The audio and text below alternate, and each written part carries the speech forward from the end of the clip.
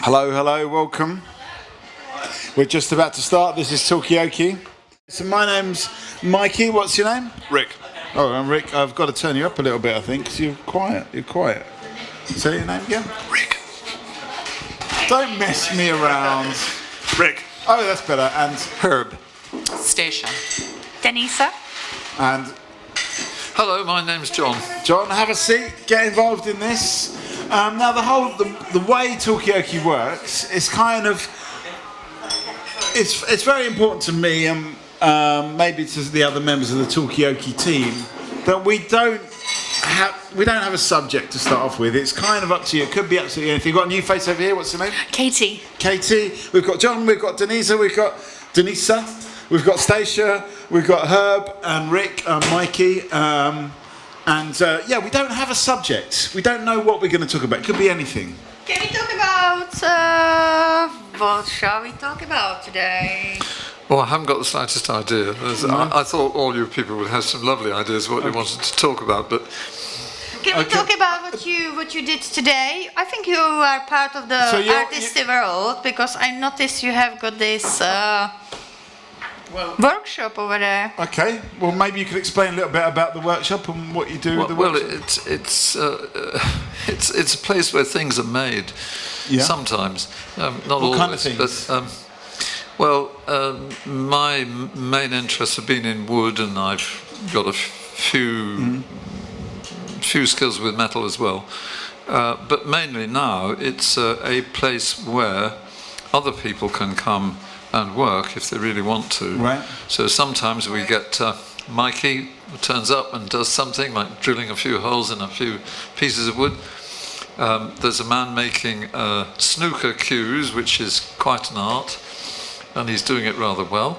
Few other artists join in, and I still make a few things myself. That's about it. Okay. Nice. Okay. I don't know what we want to take out of there. I feel there might be some other creative people around the table.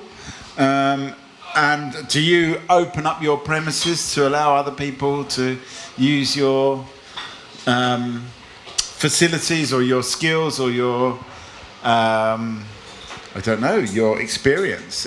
I don't know, I'm just assuming. Yeah. So I'm a writer, but I really hate writing in public. And that tends to be a big distinction among writers. I can't really get lost in what I'm doing. I think I'm too aware of the environment, and also I'm really attuned to dialogue, so if anyone's speaking around me, I get very focused on what they're saying. I can't focus on what I'm supposed to be doing. Okay, so you never lend people your pens and paper and say, come in and write with me? No, not at all. No. Okay. Very territorial about having time and space to write, actually. Okay, so that needs to happen in a private space, okay? Anybody else? Any other creatives around the table? Hello. Hello, how are you today? We have got John, we've got Denisa, we've got Stacia, we've got Herb, we've got Rick, we've got Katie. What's your name? Jess. Jess, I'm Mikey. And what's your name? Danny. Danny? I'll be back in a sec. Okay. And what's your name? I'm Joe. Joe, welcome. Come and have a seat for a second. So we're talking about, John's got a space that he just wants other people to come in and be creative. Stacia over here is also a creative person, but she has to do it on her own because she's a writer and anyone else is just going to cramp her style. She's going to get too distracted. Are you a creative person? Do you have a... I am, yeah. I am. Yeah.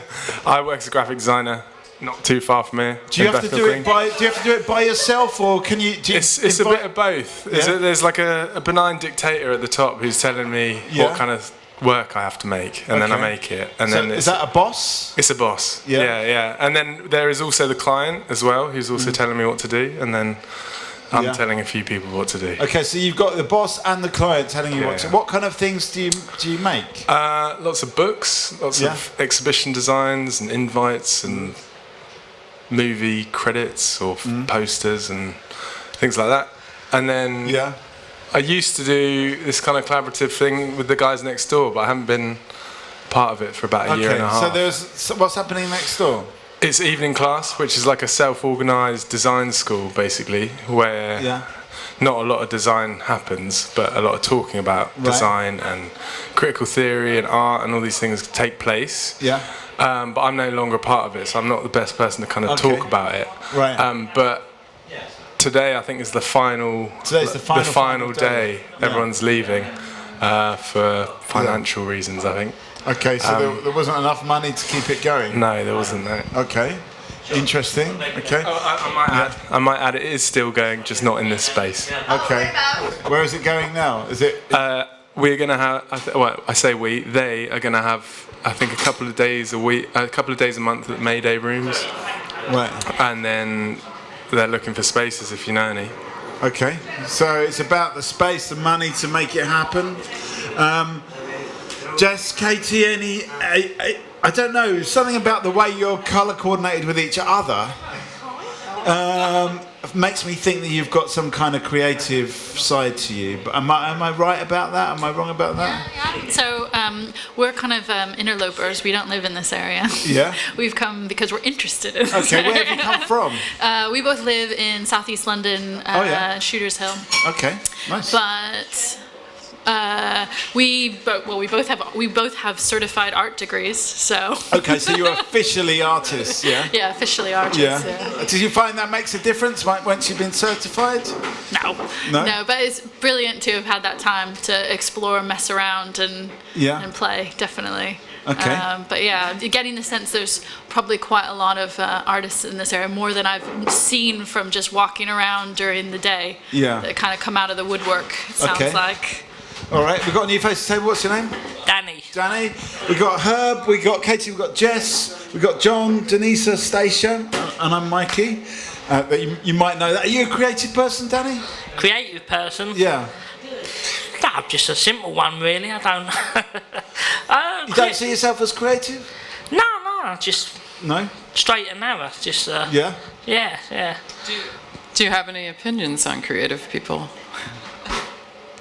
I just go with the flow. Okay, right, me too. I can relate to that. Going with the flow, I can definitely relate to that. Okay, any other creative people around the table? Denise, are you a creative person? Have you ever been to the workshop? Well, I have got few passions. Yeah. DIY. Yeah. Fashion. Yeah. Design. Yeah. People. Yeah. People can be pretty artisty and... So you're kind of saying, in a way, just the mere kind of juggling and introducing of people is a creative skill in itself? Apparently, the latest compliment what I got, actually today, I received few points for being a great connectivity with the team and bringing the people and... So you are a connector? Yeah, I mean, you know what? I think my creativity comes along with the people. Okay, yeah, that makes sense. What is the secret of connecting people? You know what? They say I make people really comfortable. Okay, making people comfortable. That's my skill. Okay. So that sense of comfort, sense of ease, I could learn from that, I'm sure. That's connecting people as a creative act in itself. Is it I mean, in a way, you're kind of connecting people with creativity by bringing people in to do creative stuff in your space? Well, I think it's kind of built into the genes somewhere that for a very long time human beings have had to do something, had to make something, because everybody else around them is either making something else or needs what they could make. But now we're, of course, looking to shops to do it all for us, and so we've suddenly become mainly interested in money. Right. And so I'm asking myself, as I wait for the area to be demolished, and I think to myself, will there never be anybody making anything here again in the future? It'll be the end of that. You think we won't be making things? No, I don't think so, because of course we've just heard next door will go, not for reasons that are connected with the work they do, but because of the money. So it's the money which is putting people off. My thinking about it is I would rather go with that flow that relates to the history of mankind rather than anticipating the future of mankind sitting around watching machines do it all for us. Okay, so you don't like this idea of machines doing everything. You think that it's part. Are you a maker? Do you make of anything? Because John here is saying we're kind of, as human beings, we just like to make things, but everything now is made in factories in China. Nothing. We make nothing ourselves anymore. The only thing I make is music, so it's more creative, really. Okay, I mean... Nothing physical. Nothing physical. Yeah, let's find out about your music. What music do you make? This is Come on, have a seat, have a seat. We've got Joe, we've got John, we've got Denisa, we've got Stacia, we've got Herb, Rick, Katie and Jess and Joe, and I'm Mikey. What's your name? Sam. And Jake. And we've got Naz in the in the back there in the cheap seats. So music. What? Tell us about the music. I mean, in a way, this kind of fits into what John was saying, that everyone wants to make something. Tell us about your music. Come have a seat. 2 seconds. 2 seconds. I've got to go. Yeah. It's basically it's just like electronic mixed with like soulful stuff. Yeah. So a lot of influence like disco, soul, jazz. Yeah. That kind of stuff. Why do you make this music? It's my upbringing and things I've always been influenced by. That's pretty much it. So in a way, it's almost like a feeling that you have to make stuff, that you have to do it. Yeah, of course. Yeah. Are you a maker of music? I work for a design place, so I make loads of stuff. So yeah, it's all good. Never made anything myself, but no. Yeah. One day I might make a chair or something like that. Okay, well you can sit on it every day. Just across the road here, John has got a wood workshop, and could you help this Matt? What's your name again? Jake. Can you help Jake make a chair? I could if I could find the time. Yeah. But yes, I could. Yeah. I'm all for people making things because it relates them to other people. Right. I do something else, which is sit at a screen, don't we all? Yeah. But I sit at a screen because, as you do, I do a little bit of writing. Yeah. And at the moment I'm doing some projects which are concerned with indigenous communities and their crafts and arts. Yeah. And the thing that really interests me is that a number of these indigenous communities expect to work for others as others work for them, and they do not need to trade with the outside world. So they don't do stuff for money, they just do it for each other? No, they do it for themselves. And here's one, and you can have a think about this. All women in a certain community learn how to weave cloth. And when they marry, they take their loom with them to the new home that they will inhabit. And the interesting thing about that is that it isn't about just the making of the cloth, because when you see examples of what some of the weavers do, they're absolutely mind-blowing, brilliant. So it seems to me that what we want from other people is what will also please the eye and the heart, as well as wrap us in something that will keep the cold out. Okay. So there we get the start of art. We are here now looking at the end of art, which is, what's the point? Okay, are we at the end of art? Do people agree with that? And are people be sad to miss it, or is it kind of okay? So loads of people that I've been talking with who come from art backgrounds and thought maybe like me, like they didn't mind it in a way being like a poor artist the whole life, are finding out that even being a poor artist in a place like London is not actually possible. You know, you can't you can't pay rent. You know, so that's not an option. So it's not an option, and so the freedom. So basically, you're forced into this life of just being a passive consumer, because actually there isn't the time, much less the space, to actually be creative. And I'm so interested in the fact that at the moment, there's all this empty space in this area, because that's quite unusual. But actually, I'm realizing that it's not just space, it's time.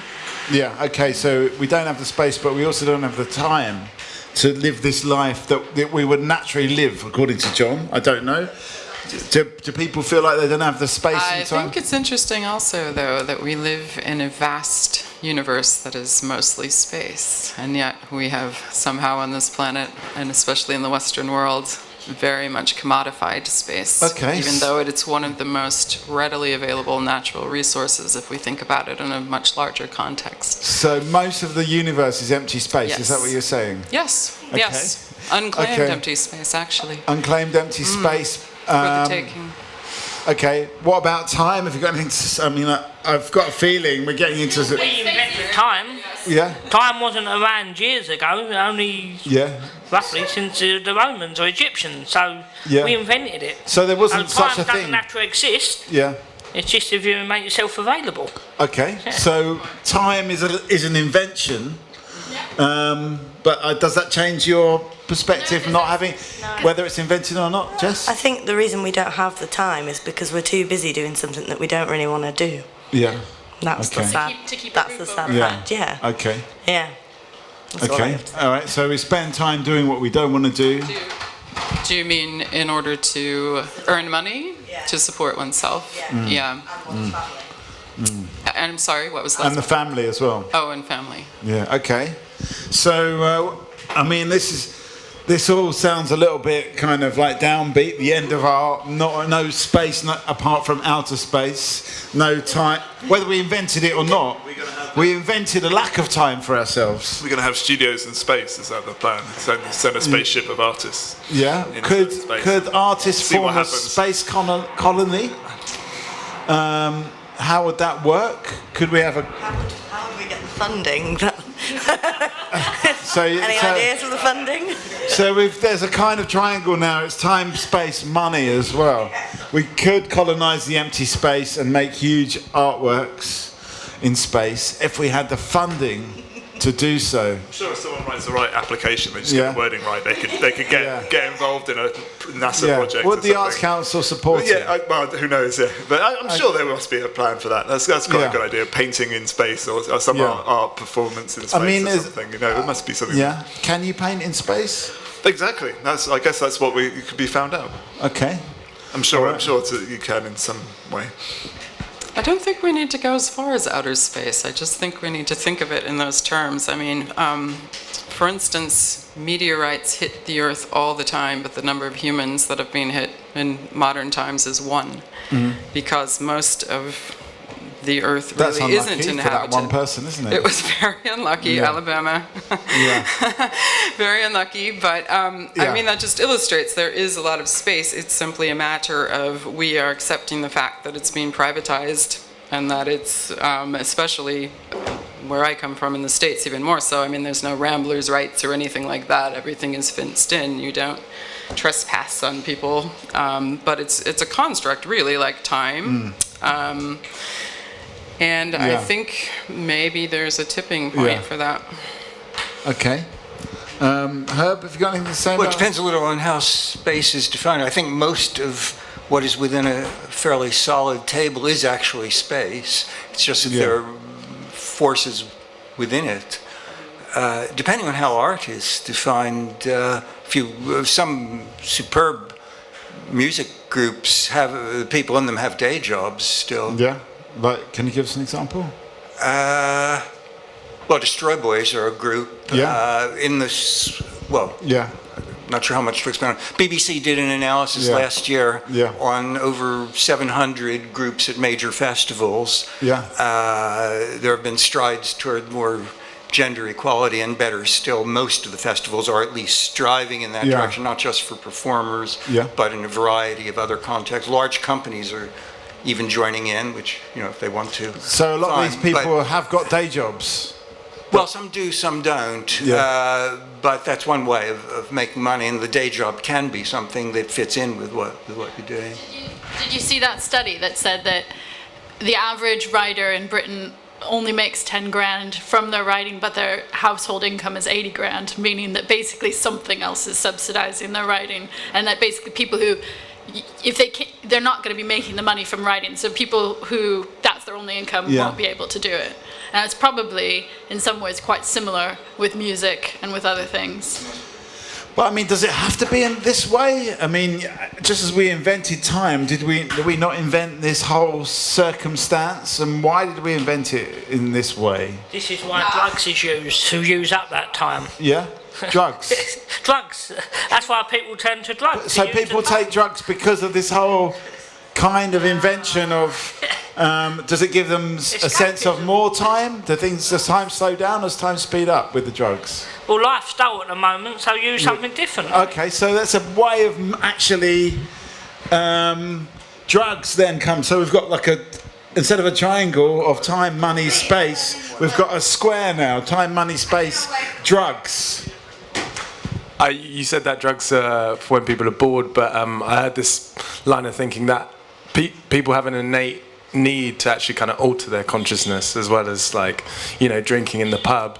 Like, the example that someone used was that even a child will, like, spin around in circles to make themselves dizzy just to feel different. Is that child a future drug addict? Is that what you're saying? I think it's a future person. I think everyone has that need to change the way they see the world. Their perception. Okay, interesting. So it's, you know, I don't really drink to change the perception of the world. It's just something I do socially when I'm around my friends, and we would like to have a fun and chat and relax.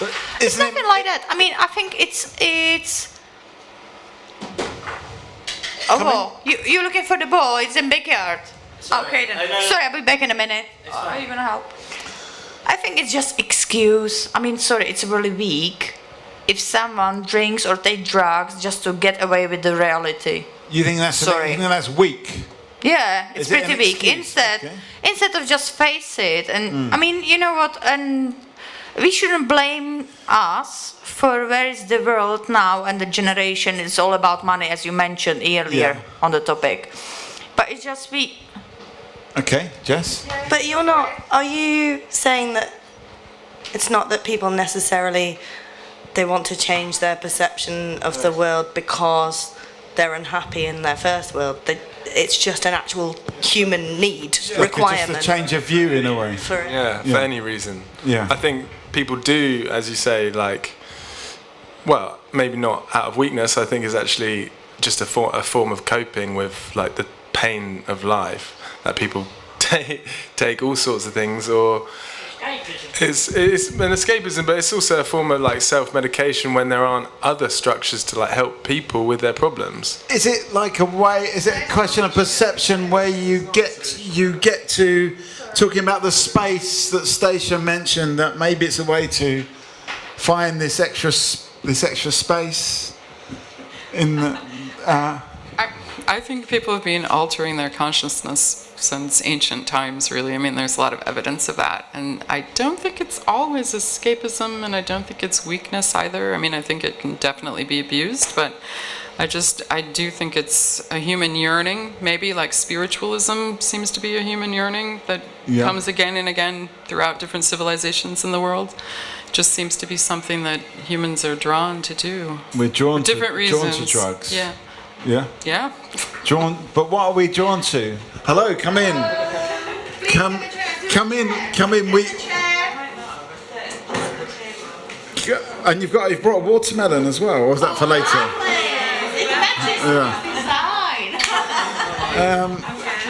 So we're just talking at the moment, we're kind of talking about, and we started off talking about John's kind of space that he opens up for other people to be creative, and then we talked about, like, is it actually human need to be creative? And then we kind of, as a lot of creative people around the table, not everybody identified themselves in that way, but then it's just this question of, like, what do we need to exist and to express ourselves? And so far we've come up with 4 things: time, space, money, drugs. Yes, we don't need money to exist. We do not need money to exist. Yeah? Nah. Okay, so how come so much... Structures, the structures in place mean that we do, but I don't think that's a human yearning that goes back to the beginning of time to have money. So where did the money thing come into this then? What? I mean, no one's that bothered about money around the table. Choice. Well, there's very limited choice. There's no choice. No. What are you saying, Denisa? The money, even the money these days, there was the money back in old days in history. Yeah. So the people, they have to pay taxes for having a house, have a bloody whatever they had to. Even they had 1 chicken or 1 pig, they have to pay taxes on this. But do we need money? Do we need money? No, of course not. We need our skills, we need our nature. That's all we need. And who do you work for? HSBC. But it's true. That's true. Yeah. But anyway, we ended up in this world. I mean, let's face it. Just try to survive. I mean, you know what? Yeah. I'm I'm actually proud working for HSBC, even Yeah. though it's a bank. Yeah. As I said, they paid for my education, they paid for my life I'm having, and even the charities I mentioned to Herb. Like, you know what? We supporting kids, smart kids from very poor family. From families they cannot afford the education, and we support them. We do like charities. Each employee every year once a day we can go and help at the charity. I mean, we're just trying to balance it out. It seems like money's quite useful then. After obviously in this bloody world, without money you are nothing. So you cannot afford the rent, you cannot afford the food, you cannot afford medication or any medical care, nothing. Okay. It's not our fault though. We just, as you say, go with the flow. Okay. That's not good. Is that to how do. HSBC? Sometimes you just need to stand up and just challenge it. But we never did, and this is how we ended up. Okay. So money. Do we need money? Do we not need money? Is it kind of somehow a placeholder for this yearning? In London, you need money. That's for sure. Okay. If you move somewhere, I don't know, countryside, you are in the beautiful cottage house with a huge garden, you have got your own chickens, cows, and you don't worry about the money. You just, make yourself living. Okay, so if you've got a cottage and chickens, you don't need money. Yeah. There are a number of self-sufficient villages in the UK. Yeah. I think there's quite a few in the south of Wales where communities have grown and they live off the land and they built their own homes. Yeah. But they did need capital to get there. So they still needed that investment initially. Right. And I have done a bit of research into this and of desperation to get out of this capitalist world. Yeah. And they're quite difficult to get into, any of the established ones. And then once you take that route, they still look for money. So you still have to pay. You still have to pay for your. You have to pay into it. So they still need something. Okay. But they're a lot more away from needing money. Okay, so you could come up, if you live in South Wales in one of these communities, you come up with a plan where you don't need that much money. You still need some money to buy into it. Yeah. I think monetary systems developed basically because the human male is very hierarchical, and it's a very good way to control people. So you're blaming men for this? I am. Yes. Okay. And it's about the hierarchical nature of man. Absolutely. Yes. It's a pyramid scheme, basically. Okay. So money's a kind of pyramid scheme where the top man is on the top of the pyramid? It's definitely about power. Yeah. It's definitely about power, no matter what. It's about power over material things and over people. Right. Okay. So, I mean, how did we get here from creativity and from just this world where people made stuff out of trees for themselves to this pyramid scheme? It went for... Come. We've got. Tell us your name, barman. What's your name? Just give a round of applause to the barman. I'm not a barman. Okay. Okay. Landlord. No, I'm just a person. So it went from. What's your name, first of all? Nick.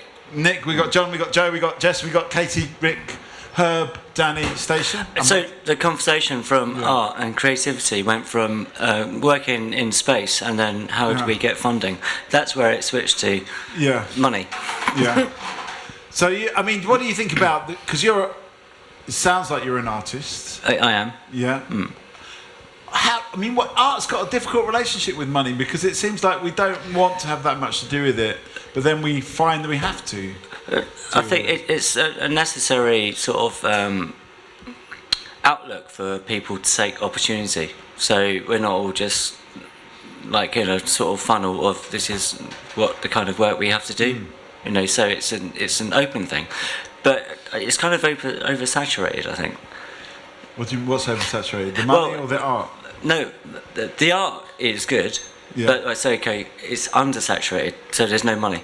Okay. So therefore, everyone's going for the same funding. Yeah. Oh, okay. You could have 100 people going for the same funds, and then it's like, whoever on the board feels like who is worthy or not. Okay. Yeah. So therefore, there's not a lot open about it. Okay, so you may as well get a job. In a way, only the most worthy art gets funded. according to you? I would say I disagree. Worthy art, no. No. But like I said, it's an opinion. It's an opinion from a board who make the decision where the money goes. And actually, maybe they don't understand exactly what the project is. So therefore, they may deny it, although it could be really relevant for future interest. Okay. Okay, so a lot of art doesn't get made. Artists are always scratching around for a bit of money to keep themselves going. Danny, Herb, any views on this? Well, the spectrum, we're having enough money and resources that you're not in poverty is very different from striving to get ever more material things. Yeah. So there's a certain amount of money that you need, and the rest is kind of extra.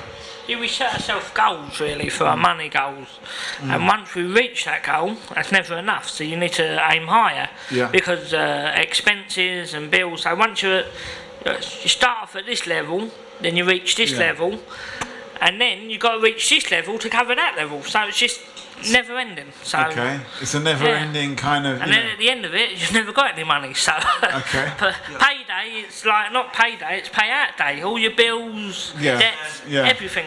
Yeah, it's just living your means, basically. But sometimes you can go beyond those, which is why people get in debt or whatever. Yeah.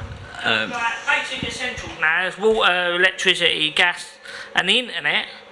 Is well, it is. It's everything. Essential? Well, nowadays it's just as good as your electric, like water. Do you agree with this speculation from Stacia that money is kind of like a pyramid scheme invented by men to be on top? Can't blame men for everything. I weren't around when that happened. To be clear, I think it has oppressed as many men as women, but I do think that if women had been dominantly making these schemes, it would have turned out differently. What would girl and money maybe it will look in the future. Girl money. Yeah. Or would there be such a thing? There will be a queen on it. Okay. Behind the great man is an even greater woman. Yeah. So for every great man, there's a greater woman behind him. So it's the women that are in the power. That's what I can say. Okay. Yeah. Any thoughts on this? So where do we want to take this conversation? I don't know. I haven't been. I mean, you're a monetary expert. What would girl money look like as opposed to male money? If you try to brief me. Yeah, I'll come back to you. I was just gonna. I want to know more about local money. You know, all these different places that have their own currency for the little like Brixton pound, and like whether there could be one around here where it's to support only local businesses. Could we have an Aberfeldy pound? Key that it was supposed to bring into local. That's why the sort of Brexit became, because. I mean, when the Brexit became, I was like, yes, let's show the EU. Yeah. We don't need you because the regulations what this country was giving or taking was absolutely over the top. So when was the Brexit? I wasn't there to vote. I had no kind of privilege to be part of it. But anyway, and my work colleagues from HSBC like, Denisa, we didn't vote for the Brexit, but it just happened. I'm really sorry. And I said, are you kidding me? I wish my country actually you did leave the EU. Because you know what, it was a great concept, EU to start with. Yeah. But anyway, it turned to shit. Okay. Let's face it, it was. I mean, you know what, the EU, instead of helping and follow the concept, it turned to wrong people in power. Corruption, laundering money, putting the money into wrong places and wrong resources. Okay. And you know what? Fuck it all. And you know what? I'm proud of England. There is a Brexit. I mean, it won't so you're help. Happy about Brexit? Not happy. I'm just accepting it. Okay. You know what? Just it happened. There is. Just this is how it is, and just this is the situation how it is. Okay. So where do we? Yeah. C'est la vie. So Levy, that's how it goes. What about this idea of the local currency? And could you also have like the local exit, like a pop Lexit, I don't know how you say it, but Denisa wants. You have got great farmers. You have got agri-food. You have got lots of things. So we need to EU. We need to bring our farmers into the fore here. Okay, we've got a new face at the table. Sorry, Denisa, what's your name? I'm Akbal. Akbal, we got Rick, we got Herb, we got Danny, we got Stacia, we got Nick, we got Denisa, John, Joe, Jess, Katie, and I'm Mikey. At the moment, we're talking about a couple of things, local currency, but this idea of localism, and possibly also how it extends to Brexit, or possibly Poplexit, I suppose. There was a film about that sort of. Yeah. It's called Passport to Pimlico. Passport to Pimlico. I don't know if Have you seen remember it? that. Yeah, lots of times. What happened in Passport to Pimlico? So essentially, the area decided that there was some kind of. Pimlico went independent, basically. Essentially, it became an independent state, and there was some kind of French thing, from the Normans or whatever. There was something to demonstrate that they were essentially an independent state. But it's comedy, Ealing comedy, and it's good. Was there a message at the end of it? I think they joined the United Kingdom again. I mean, maybe it's like that's what will happen. They with did Brexit. have their currency. They didn't allow the there was a currency thing. There was it's kind of I mean, will the same thing happen to the UK with a passport or blue passport out of Europe and blue passport back in? That's your China. Yeah, Poplexit. There we go. I don't know. Where do we want to take this? Do we want to talk about the currency? Do we want to talk about this idea of a? I'm going to come to you in a second, Denisa. So there's often various secession movements in the States of people getting very fed up and thinking because it's a very regional country that they will just leave. And in fact, there is a long-standing movement called Cascadia, which is Vancouver, Washington State, Oregon, and California, to just band together because they're ideologically and culturally very similar, and just tell the rest of them. So it's a bit of Canada and a bit of America. Not LA though. LA has to stay out. LA's in. all of those states used to be part of Mexico anyway. Not Oregon. And wasn't Washington part of Mexico as well? Oh, right. Sorry. Okay. But I take your point. I take your point. You're right. That part of it was part of Mexico. You're right. So these things shift and change. Yeah. Okay. I mean, what about this whole country thing? I mean, does it relate to?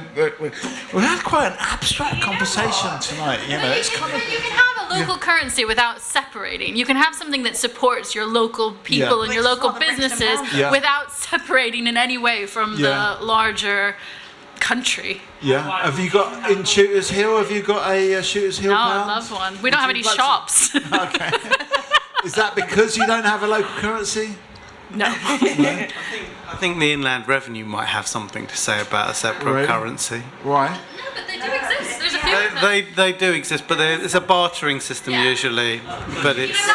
Maybe that's what the woman pound looks like. Maybe that's what what did you call it? Female currency. That's maybe what it looks like. That it's more of a bartering system, more about sharing. That it's a social currency. So what I like where we're coming from with this. Abstract currency. So we are talking about the girl pound, the female currency, whatever you want to call it. An example of bartering. Lady mark. Example of bartering. I shared a studio with a studio owner in Camberwell.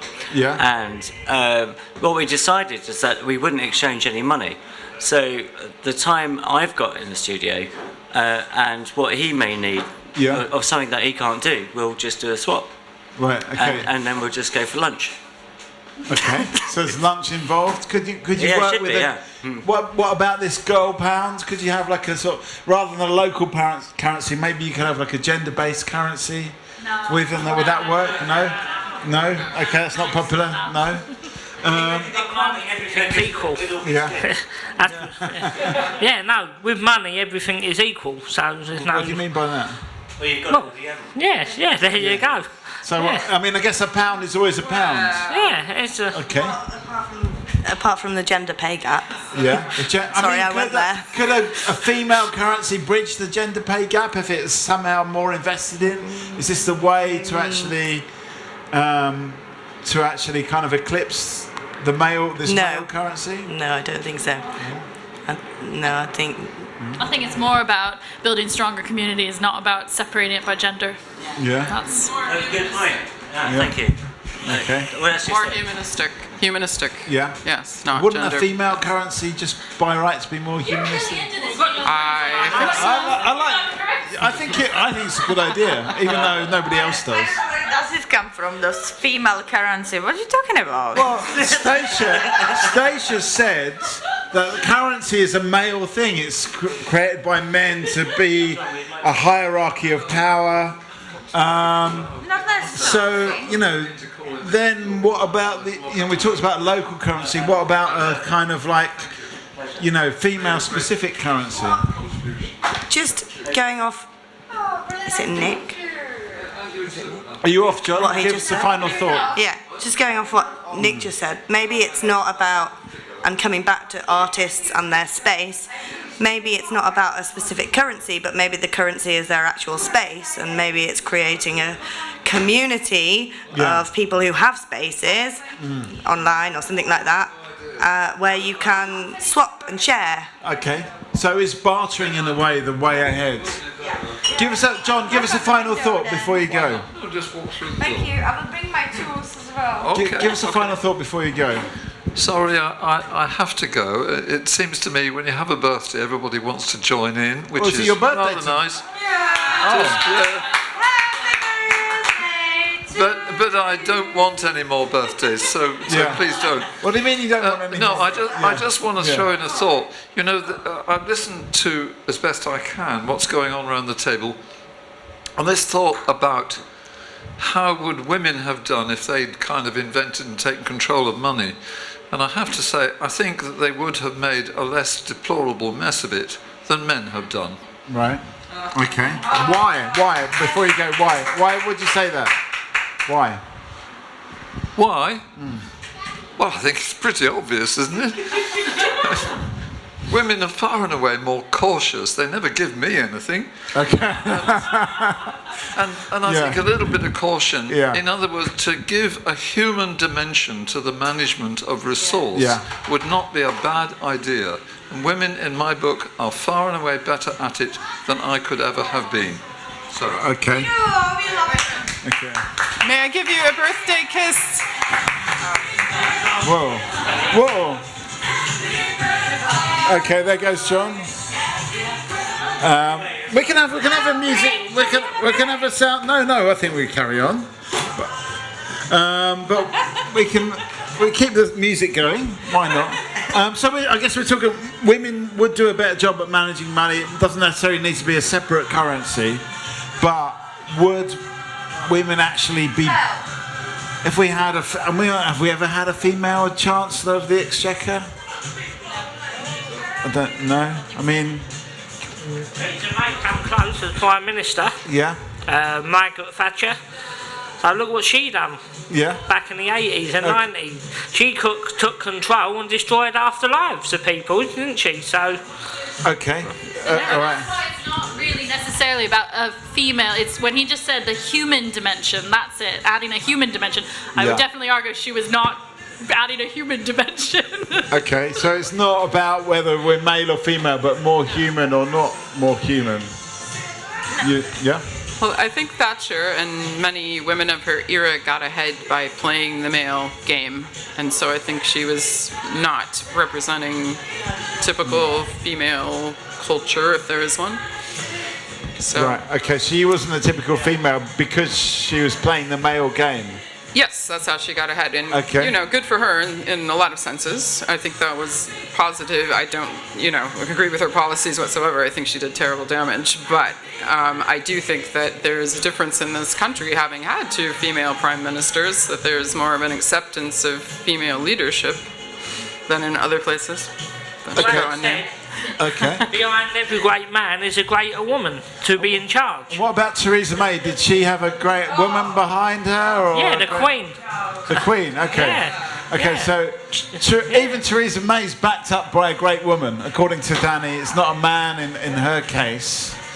Where do we want to go with this? Do we want to talk about female leaders? Do we want to talk about the female currency? Where do we want to take this conversation?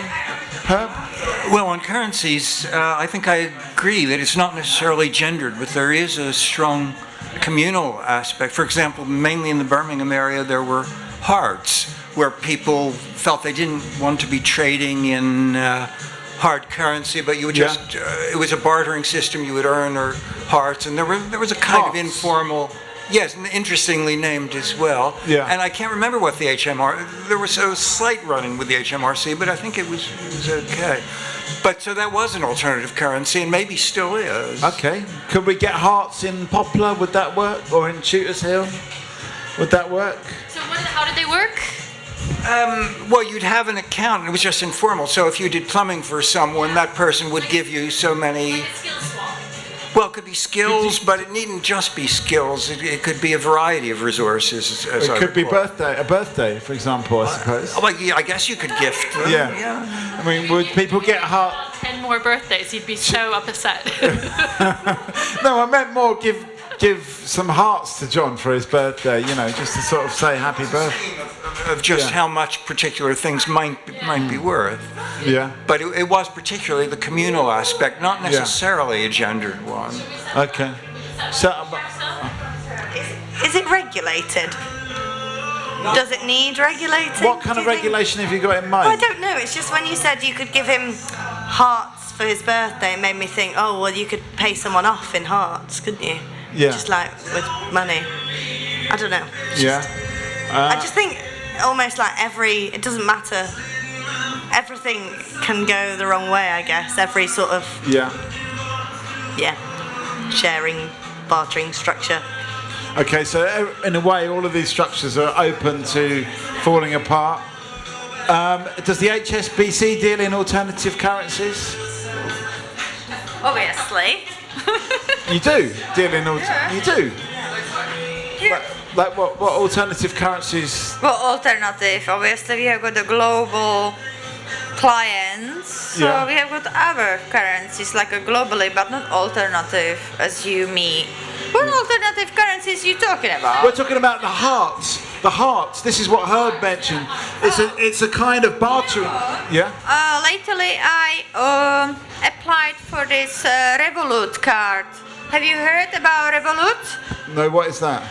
It means you have got your account and you get the best kind of exchange between different, like all of the currencies, and you have got the card. So if you go on holiday, you have to pay with the euro. You got the best currency. So don't use the exchange services anymore. Go to the Revolut card, as I can help you. Right. Okay. Honestly. Could that also have an exchange rate with local currencies as well, with like the heart or the bits? Local currencies is with chickens and asparagus. Yeah. The local currency is just, you know what? Just you don't. This country, England, after so many generations, you got all the things you need in here. It's a multicultural country. Yeah. Right. So you don't need any other world to be influenced. Look, America is about to bankrupt. Sorry, I know more the news than you do. European countries leading down the hill as well. Okay. So, and they trying to threaten England because of Brexit, that they actually will suffer. Britain will never suffer. Yeah. Because there is this Asia still standing by. Right, okay. So you will be still doing very well compared to other continents. Okay. So don't be threatened. That's what I want to say. All right, so, thank you for that. So, Denisa is our money expert, and she says, and she's got qualifications. Thank you, Akbar. She basically says that all of these global currencies are kind of going down the pan. Yeah. So actually, the local currency is the way ahead. The way forward, yeah. Yeah, and also considering the fact that we've already got everything we need in this country, we don't actually need to buy anything else in. We've done it already. We've got everything we need. But wasn't she saying only because we've got Asia? Well, we've got Asia. We've got our fingers in Asia, I suppose. So. Or Asia's. I don't know quite what she meant, but. Okay. What does that mean that we've got Asia? Do any Asian countries accept the popular pound? I don't know. I mean, have you been to any Asian countries? Would they? And have you got I've never heard of them accepting the popular pound. Would they accept the UK pounds? Do you know what? I was in Copenhagen the other day. Yeah. And we were buying something from a market stall, and we'd kind of run out of the krona. Yeah. And we said, oh, look, we've got euros and we've got pounds. Will you take pounds? Yeah. And she said, no, I'll take the euros. Really? Okay, Don't so you want pound. weren't interested in the pounds? Not at all. Okay, so the Brexit, we might be independent enough to sort of deal with ourselves, but it's a bit crap when you go on holiday. Is that what you're saying? Yeah. People don't trust that pound anymore. No. Be it the Queen's pound or the popular pound. Do you think they would have been happier with a popular pound? I think they might have done. Okay. I think the UK pound just seems to be a bit scary. She didn't want to find that she sold us something, and then 2 days later, when she cashes the money in, it's worth half as much as she thought it was. Okay. I mean, will there be a kind of like black market in these? Yeah. I mean, is that how we're going to work? I mean, in a way, we kind of barter already, don't we? What if there was an Aberfeldy pound, and the only people who got it were the people who'd lived here for like more than 5 years, and like. Right. And so you'd only. Why 5 years? Well, whatever. So. I've never heard of the more. Maybe you get more depending on how long you've lived here, and so it's a way of like compensating for all the changes that's going as well, that you get something for having lived here a long time. Okay. That has happened. That has happened in different parts of the country. So Really? we've got different notes, which is plastered on the wall. So there is like a Cornish pound, which you can only be entitled with if you live in Cornwall. Right. So, but is it a question of how long you've lived there? that part of the history I don't know. I mean, because that's what you're saying. But it did exist already, so it's being tried, and it's like I can't be bothered to print these anymore. Let's just get the normal pounds in, isn't it? Okay. The trouble is, if you have your own currency, you get too compliant with what you within the area. You forget if you go outside your area, that's the only money you got on you. So right. Okay. So it wouldn't be worth anything a mile down the road. Okay. So that's the issue, I suppose, with the local currency. I'm on the set bit here. Yeah. So have you had problems getting rid of your Scottish money? Yeah, a lot. Because everyone thinks you're trying to rob them. Giving them you want this there, Jimmy, not mine here. Okay. So there's already a bit of a problem when you go up to Scotland and you get all that funny money, and then you've got to try and spend it in London, and everyone looks at you as if it's. You're just trying to rob them. That's how they look at you. Yeah. It's like the Disney dollar. It's nothing. It's not. I mean, if there were like lots of different currencies all around London, would it be the same thing? And people. Does anybody here have their own shop or business? Yeah. What's your business? Sorry, I'm a podiatrist. Okay. What's that? I deal with feet problems. Yeah. You know what it is. Yeah, I know. I do. I treat everybody to chips. Yeah, a chip's so good for that the we feet. get a bit more diabetes and not get more business. Okay. But I mean, would you deal in, say, a Pimlico pound or I don't know where you're. A Brixton pound? I might do. Like if somebody wanted to pay me in euros, I'd perhaps take them, or dollars, or anything. I don't care. It's all money. Okay. Like if, for instance, someone had a currency that they could only spend with someone local like you, and they weren't able to go to some, I don't know what your sort of like national competition would be, but let's say there's like a chain version of podiatrists. Is there? I don't know. All right, then never mind. Is there like a Tesco's of podiatry? Yeah. No. No. Okay. Well then, what a good industry to be in. Well, they've tried it. There was a company called, Scholl used to do it, and then there's a company called Shuropody. It's spelled SH something, and they're a chain, but don't really know anybody who's ever visited one. So. They sell shoes and things as well, so I assume that they just make their money from retail. Okay, I mean... Basically, it's just like nectar points Oh, or thank you. Tesco club cards. It's just, yeah. I mean, is a club card a kind of local currency in a way? But local to a supermarket? Get your bags and It's espionage. Yeah. I think there are more markets and independent farmers. Well, you want that. I mean, should there be like a farm pound? Area, I mean, more markets than some supermarkets. It's just like hideous. I mean, like it's horrible. I just. I mean, Tesco should close down. Sorry. Okay. The quality of food they sell is absolutely ridiculous. Sorry. Yeah. Okay. Okay. I mean, I'm talking about the fruits and veg. And maybe the meat. If I go to buy a meat, I go to Butcher's or Blingzit Market. That's it. Can you imagine how fast there would be a local greengrocer here if the people were paid in a certain amount of currency that you could only spend locally? But how would the greengrocer buy their fruit and veg? Yeah, there'd have to be some. Well, they'd go to New Spitalfields Market or something that's local, wouldn't they? They'd But would connect they to be able to Essex spend- farmers. If the Brexit happens, which is, look, because one of the reasons the Brexit happens because of the regulations, right? So even this country have got enough resources for meat, food. The EU would say still, no, there will be export to England, and you will be only receiving this kind of food, for example, from Hungary, Poland, whatever. What for? It's enough of resource here. I'm vegetarian. I'm sorry, but the vegetables you a vegetarian? the vegetables you can grow in this country are pretty limited and sad. Like Yeah. I want my,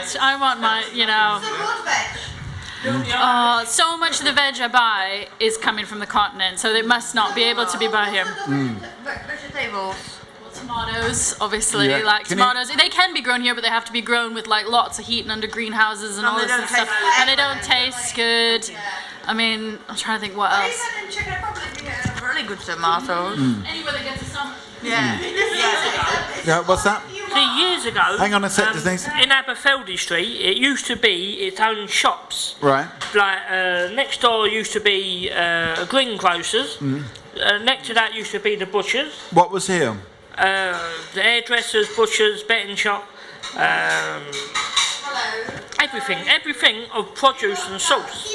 Because our nearest supermarket, cheers, thanks, would have been Tesco's. There was a Tesco's Quick here? Saves, Tesco's probably by a boat.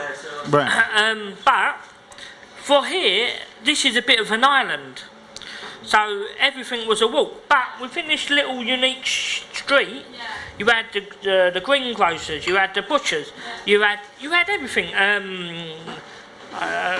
Tailors, Yeah. just everything in the street you had. Yeah. So people didn't have to go to supermarkets and that. If you remember, along here, you used to come.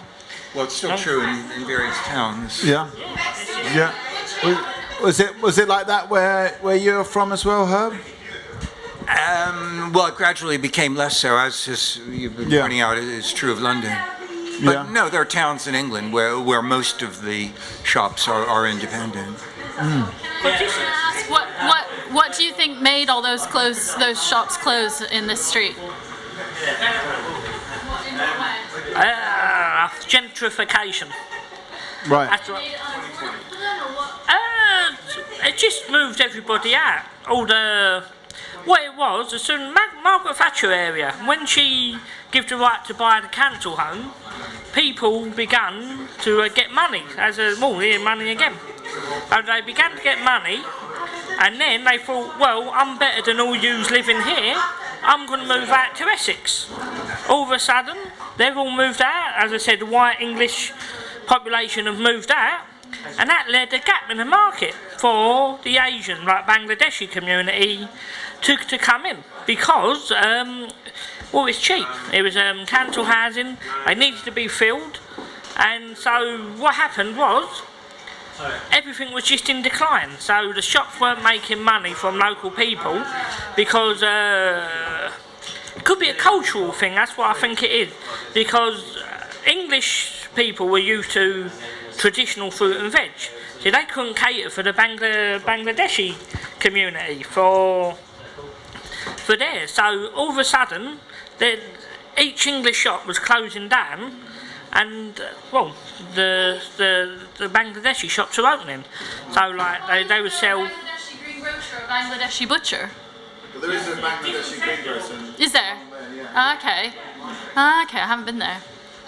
I think the thing is that's happened everywhere, all over the country, and I think it's more down to the fact that it's cheaper to go to a supermarket. Yeah. And you go to a supermarket, you do your your weekly shop. People buying cars, they can fill up, and it just makes it a more convenient experience. There are places where there are butchers. We've got a butcher's across the road from me. I think it's more the convenience than it is the price, because my greengrocers near me is a lot cheaper than the supermarket, and which I realise. But then I have to I have to go to the supermarket and buy what I need from the supermarket, and then go to the greengrocers, which is kind of like a two trip. I know it's only a 10-minute walk, but it's like, do I have that 10 minutes? I think People are inherently lazy. They don't want to do two. At the end of the day, I remember when I was young, we had a greengrocers, and we had the butchers, and we had the fishmongers, and then we had the sweet shop, and you had the, every different the bakers and so on. And you'd have to go to the bakers, the butchers, the greengrocers. It was like an afternoon. Generally, it was because you had stay-at-home mums who could spend the time to go do that and get all the different things. And if you've got both people working, it's really difficult to spend the time to do that. As I said, years ago, it was the man always used to go out and provide for the family. So the women would stay at home and do the shopping. But now, everything's on a click of a button, so... Yeah, it's definitely more time-consuming. That is a more time-consuming way of getting your stuff, isn't it? But it's also a way of supporting local people's livelihoods. So is there some way to have both? I don't know. Okay, how do we keep that sense of community going, and we don't have a whole load of... all these shops, I guess, would be closed. They were closed down all day today. Yeah. How do we get a sense of something? Obviously, we've got the Tommy Flowers here, and well done to Nick behind the bar. But there's not much in the way of sense of community. So if we're not going to have the shops, what are we going to have instead? Nothing. It just isn't going to happen. But is it so? Because I'm not from this area, but obviously there's loads of empty shops. Is it that the owner makes it too difficult for people to move into them, or is it because it's all going to get demolished that nobody wants to move into them? It's just no ideas for anything, really. The shops are there, the spaces are for anyone to use, but no one ain't come forward and tried to embrace the space, really. Well, earlier on we heard from the evening class people that are moving out because they can't make the rent. Come and get involved in this. This is Talkaoke. Just come and have us. We're going to talk about, in a way, we need some fresh bloods, because we're talking about... Yeah, come and sit down, We have got Stacia, we've got Danny, we've got Herb, we've got Rick, we've got Akbal, we've got Katie, I'm Mikey. You don't have to say anything, but, we at least want to know what your name is. And that's it, really. Tell us your name. We've got Nick over here. What's your name? Amin. Amin. Yeah. So at the moment we're talking about all the shops have closed down. How are we going to actually repurpose this community space? Is it just going to be closed down shops? Could we, for example, have a gym here in Aberfeldy? I think if the area is gentrified, you may well end up with this butchers, bakers, etc. Where, and may well be a candlestick maker, but it'll be absolutely, and he'll export more. Yeah, but it could well turn into that if there's a market for it. It all depends whether there's a market. At the end of the day, I would suggest that an awful lot of the people across the road there that are going to be moving into those flats and so on wouldn't mind a baker in the area, or even a good butcher's. But these people, they've all got city jobs. So their jobs are just in one building, then you're coming home. You're just not going anywhere else, really. And that. And it would just have to be made convenient for them. So essentially, the baker would be open at 4 o'clock in the morning, and close like they do in France, and closed by 10. That's it. See, if we had like a 24-hour bakery like the Bagel place in Brick Lane, that was known for it for the best. We could have a 24-hour bagel shop here. Bagel, it's definitely bagel. Yeah, right, can't say bagel here, it's just bagel. We're not going to go into that. It's a very nuanced kind of like. Anyway, we've got a new face to say. What's your name? Melissa. And we have got Amin, we've got Stacia, we've got Danny, we've got Herb, Rick, Akbal, Katie, and I'm Mikey. Welcome. Have you come far? Perth. Perth. Okay.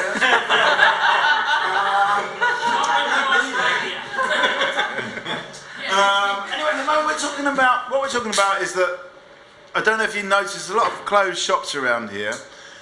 We used to have a butcher, a baker, a greengrocer, no candlestick maker. But there is a church. There's a church, yeah. There's a church that provides candles. Anyway, but we have trouble.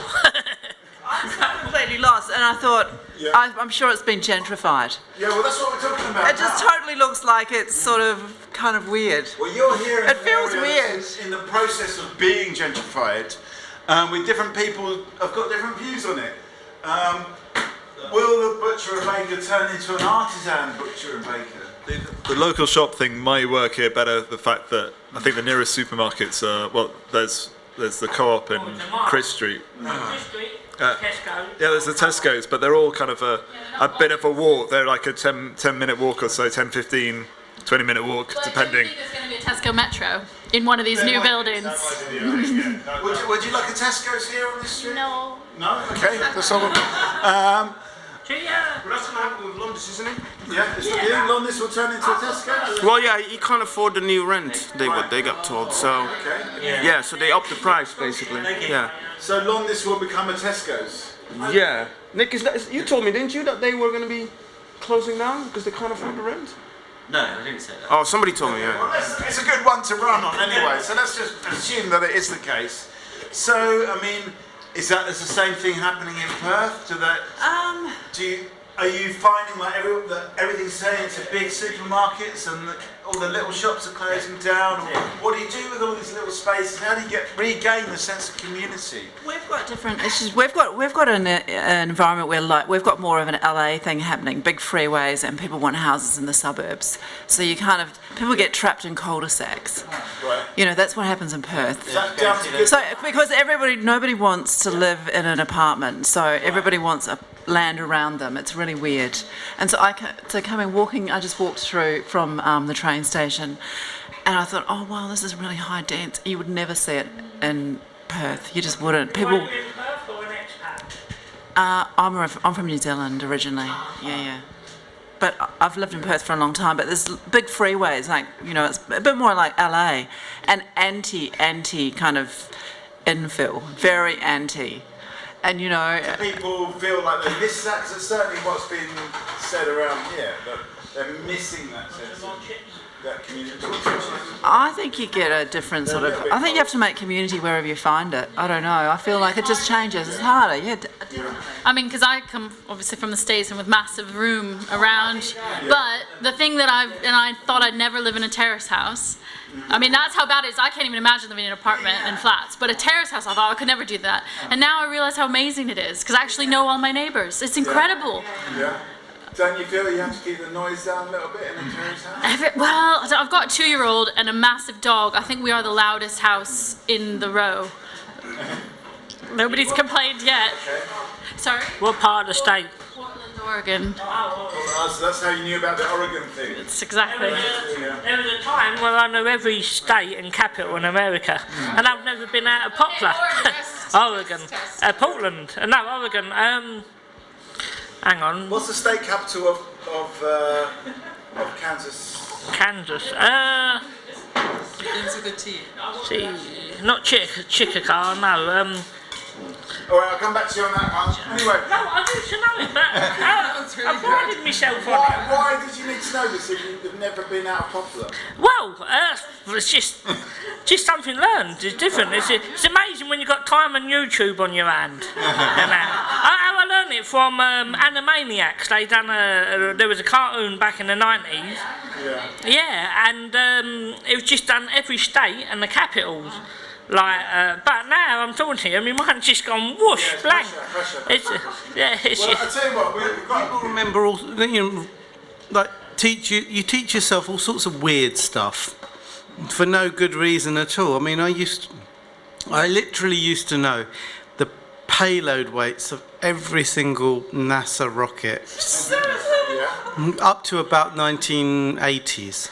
Until Space Shuttle. I don't even really know what that means. All of the so this is the dry weight of every the stuff that they put onto the rocket. So this would be all of the Saturn rockets.